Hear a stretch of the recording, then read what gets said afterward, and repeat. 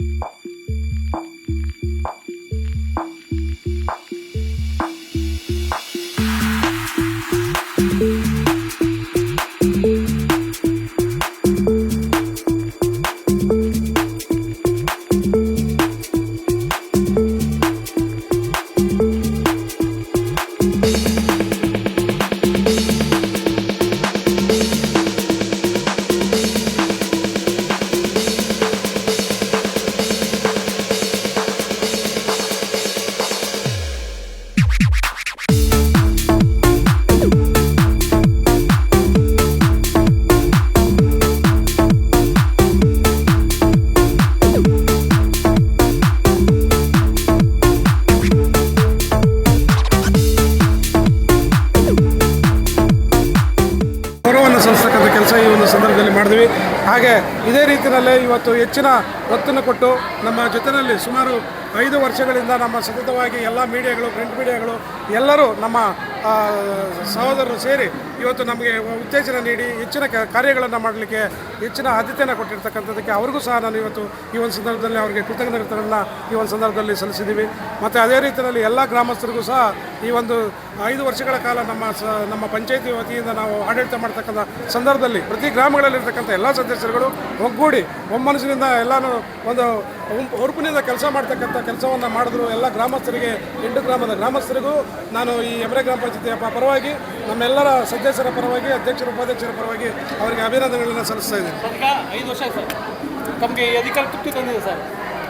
ಈ 5 ವರ್ಷ ನಿಜವಾಗ್ಲೂ ಹೇಳ್ತಾ ಇದ್ದೀನಿ, ನಮಗೆ ಸಾಕಷ್ಟು ಕೆಲಸಗಳನ್ನು ಆದಷ್ಟು ಮಾಡಿದ್ದೀವಿ.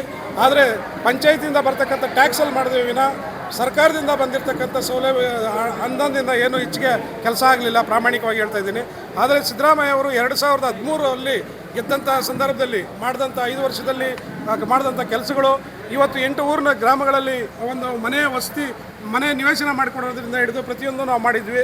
ಆದರೆ ಈ ವರ್ಷದಲ್ಲಿ ಏನು ಬೇಡಿಕೆ ಏನು ನಾವು ಸಾಧನೆ ಮಾಡಿಲ್ಲ. ನಾವು ಮಾಡಿರ್ತಕ್ಕಂಥ ನಮ್ಮ ಮೆಂಬರ್ಸ್ ಎಲ್ಲ ಎಫರ್ಟ್ಸ್ ಹಾಕಿ ಒಂದು 9 ಕೋಟಿ ಟ್ಯಾಕ್ಸ್ನ ಕಲೆಕ್ಟ್ ಮಾಡಿ ಅದರಲ್ಲಿ ಇವತ್ತು ಅವ್ರನ್ನ ಏನು ಅವರಿಗೆ ಬೇಕಾಗಿದ್ದ ಮೂಲಭೂತ ಸೌಕರ್ಯಗಳಿರ್ತವೆ, ನೀರಿರ್ಬೋದು, ಚರಂಡಿ ಇರ್ಬೋದು, ವಿದ್ಯುತ್ ದೀಪ ಇರ್ಬೋದು, ಎಲ್ಲವನ್ನು ಸರ್ಕಾರಿ ಶಾಲೆಗಳಿಗೆ ಒತ್ತು ಕೊಡ್ತಕ್ಕಂಥದ್ದು, ಅಂಗವಿಕಲರಿಗೆ ಒತ್ತು ಕೊಡ್ತಕ್ಕಂಥದ್ದು, ಲೈಬ್ರರಿಗೆ ಒತ್ತು ಕೊಡ್ತಕ್ಕಂಥದ್ದು ಎಲ್ಲ ಕೆಲಸಗಳನ್ನ ಮಾಡಿರ್ತಕ್ಕಂಥದ್ದು ನಮ್ಮ ಸದಸ್ಯರುಗಳು. ಅದು ಇಲ್ಲಿ ಬರ್ತಕ್ಕಂಥ ಟ್ಯಾಕ್ಸಿಂದ ಸರ್ಕಾರದಿಂದ ಬಂದಿರತಕ್ಕಂಥದ್ದು ಬೇಡಿಕೆನೇ ಅಷ್ಟೇ. ಹಾಗಾಗಿ ಏನು 2013ರಲ್ಲಿ ಸಿದ್ದರಾಮಯ್ಯ ಅವರು ಮಾಡಿದ್ರು, ಆದರೆ ಈ ವರ್ಷದಲ್ಲಿ ಅಯೋಮಯವಾಗಿ ನಾವು ಏನೂ ಮಾಡಲಿಕ್ಕೆ ಸಾಧ್ಯವಾಗಲಿಲ್ಲ. ಅದೊಂದು ಬೇಸರದ ಸಂಗತಿ ಇದೆ. ಆದರೆ ಮುಂದಿನ ದಿನಗಳಲ್ಲಿ ಬರ್ತಕ್ಕಂಥ ಗ್ರೇಟರ್ ಬೆಂಗಳೂರಿನಲ್ಲಿ ಆಯ್ಕೆ ಆಗ್ತಕ್ಕಂಥ ಸದಸ್ಯರುಗಳಿಗೆ ಇದೇ ರೀತಿಯಲ್ಲಿ ನೀವೆಲ್ಲರೂ ಸಹಕಾರ ಮಾಡಿ, ನಾವು ಸಹಕಾರ ಮಾಡ್ತೀವಿ. ಇನ್ನೂ ಹೆಚ್ಚಿನ ರೀತಿಯಲ್ಲಿ ಬಡವರಿಗೆ ತಲುಪ್ತಕ್ಕಂಥ ಏನು ಮೂಲಭೂತ ಸೌಕರ್ಯಗಳು ಸಿಗ್ತಕ್ಕಂಥ ಕೆಲಸನ ಪ್ರಾಮಾಣಿಕವಾಗಿ ಮಾಡೋಣ ಅಂತ ಹೇಳ್ತಾ ನಾನು ಗ್ರೇಟರ್ ಬೆಂಗಳೂರು ಒಪ್ಪಿಗೆ ಇದೆಯಾ?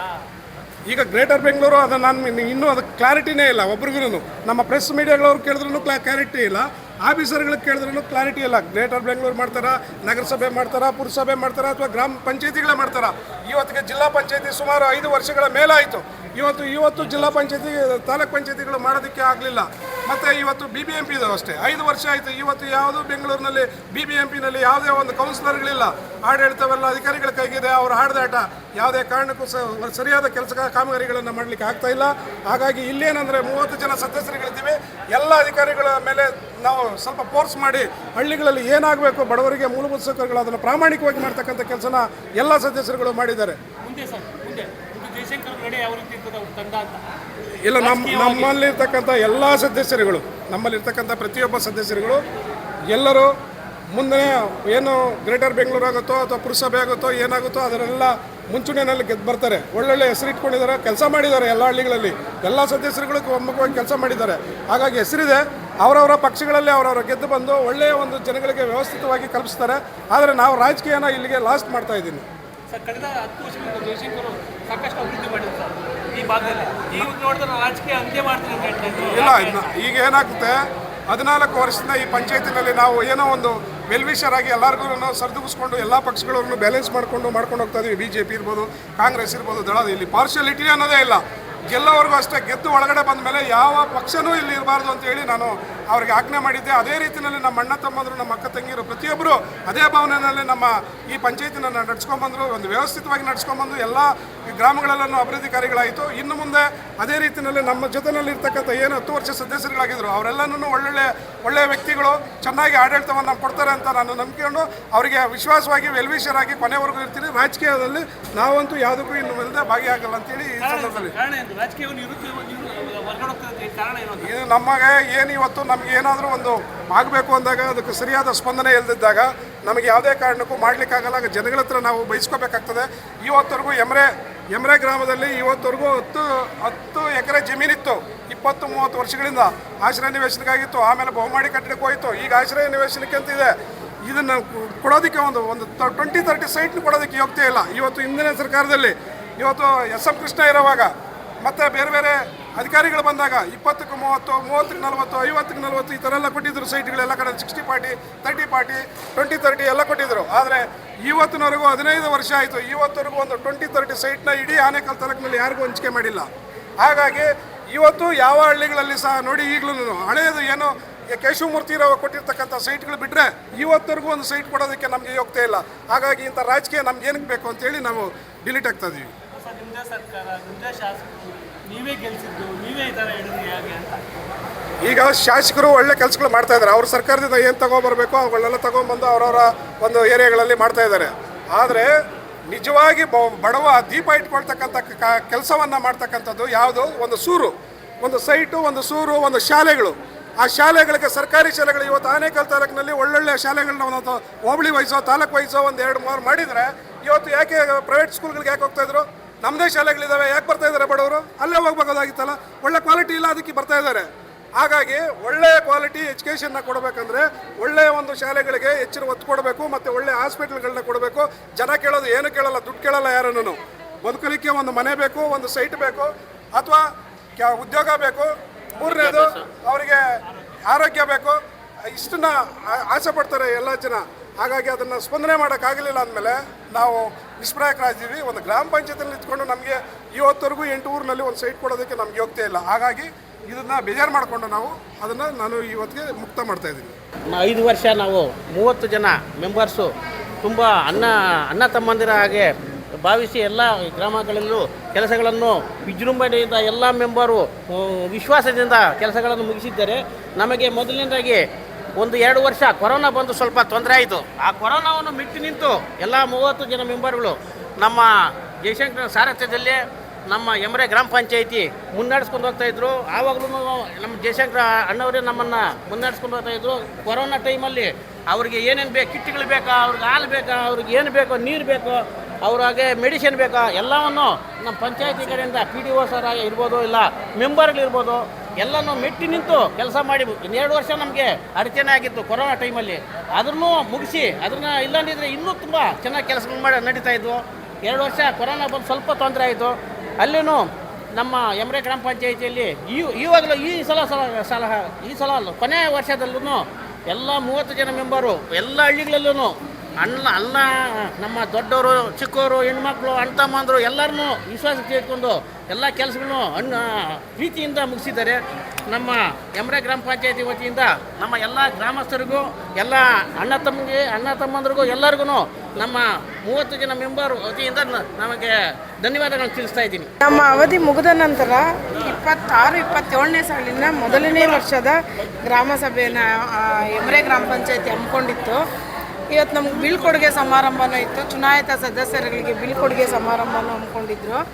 ಹಾಗಾಗಿ ನಾವು ಏನು ಈ 5 ವರ್ಷ ಜನಪರವಾಗಿ ನಾವು ಏನು ಕಾಳಜಿ ಇಟ್ಕೊಂಡು ಯಮರೆ ಗ್ರಾಮ ಪಂಚಾಯತಿ ವತಿಯಿಂದ ಮೂಲಭೂತ ಸೌಕರ್ಯಗಳನ್ನ ಯಶಸ್ವಿಯಾಗಿ ಹಳ್ಳಿ ಜನಗಳಿಗೆ ನಾವು ಒದಗಿಸಿದ್ದೀವಿ ಅಂತ ಹೇಳೋದ್ರಲ್ಲಿ ಹೆಮ್ಮೆ ಇದೆ ನಮಗೆ. 5 ವರ್ಷ ಜನಪರ ಕಾಳಜಿ ಇಟ್ಕೊಂಡು ಜನಕ್ಕೆ ಬೇಕಾದಂತಹ ಮೂಲಭೂತ ಸೌಕರ್ಯಗಳನ್ನ ಕೊಡೋದ್ರಲ್ಲಿ ಯಮರೆ ಗ್ರಾಮ ಪಂಚಾಯತಿ ಆಗಲಿ, ಈ ಪಂಚಾಯತಿಯ ಸದಸ್ಯರಾಗಿರಲಿ, ಅಧ್ಯಕ್ಷರಾಗಿರಲಿ, ಅಧಿಕಾರಿಗಳಾಗಿರಲಿ ನಮಗೆ ಸಕಾಲಕ್ಕೆ ಸ್ಪಂದಿಸಿ ನಾವೆಲ್ಲ ಯಾವುದೇ ಅಧಿಕಾರಿಗಳ ಮೇಲೆ ನಾವು ಇವತ್ತಿಗೊಂದು ದೌರ್ಜನ್ಯ ಮಾಡಿಲ್ಲ, ಅವ್ರು ನಮ್ಮ ಮೇಲೆ ಮಾಡಿಲ್ಲ. ಯಾವ ಪಂಚಾಯತಿನಲ್ಲಿ ಈ ಥರ ಒಗ್ಗೂಡ್ಕೊಂಡು ಕೆಲಸ ಮಾಡ್ಕೊಂಡು ಹೋಗ್ತಾರೋ ಗೊತ್ತಿಲ್ಲ. ನಮ್ಮದ್ರಲ್ಲಿ ಯಾವುದೇ ಭೇದ ಭಾವ ಇಲ್ದಿರಂಗೆ ನಾವು ನಮ್ಮ ಹಳ್ಳಿಗಳಲ್ಲಿ ಬೇಕಾದಂತಹ ಮೂಲಭೂತ ಸೌಕರ್ಯ ಜನಗಳಿಗೆ ಒದಗಿಸಿದ್ದೀವಿ. ಅದರಲ್ಲಿ 5 ವರ್ಷ ಪೂರ್ಣಗೊಂಡಿದೆ. ನಮಗೆ ಹೆಮ್ಮೆ ಇದೆ. ನಾವು ನಮ್ಮ ಪರವಾದ ಕೆಲಸನ ನ್ಯಾಯಯುತವಾಗಿ ಕೊಟ್ಟಿದ್ದೀವಿ.